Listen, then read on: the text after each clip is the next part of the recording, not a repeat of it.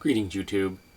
This is going to be a rather personal video, a bit of a vlog here, so if you're not really interested in that kind of thing, you don't have to listen.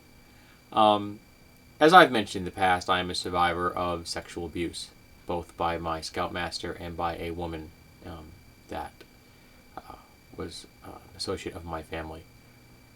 And her name was Heather. And because of that, I've always had a very difficult time with the name Heather.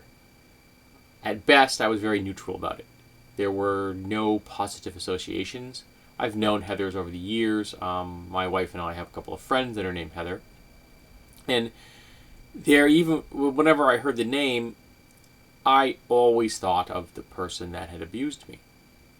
Even when addressing the individual in question, and one of the people named Heather I know is 6'5", so she's rather memorable, but still it didn't click in my head. But recently I've had some contact with someone here on YouTube. Her name is Heather. She lives out in California.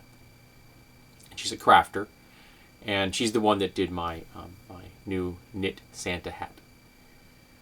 And I've discovered recently that when I think of the name Heather now, I think of her and her cat and her crafting projects and her little bedtime stories she does on her personal channel and the collab channel she has with Katie. And that's what I think of now. That in my head, it has changed from being associated with something that was not a very pleasant memory to something that is. And that's a pretty big deal. And I was pretty happy to realize this just recently. I've already told Heather this via email, but I wanted to make a video about it anyway, so this isn't a complete shock. But I thought I'd ask my viewers, have you ever had a switch like that?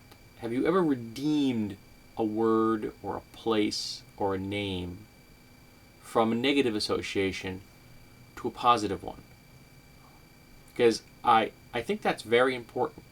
I think for our growth and for our development and for our own peace of mind, it's kind of a wonderful thing. So, thank you, Heather.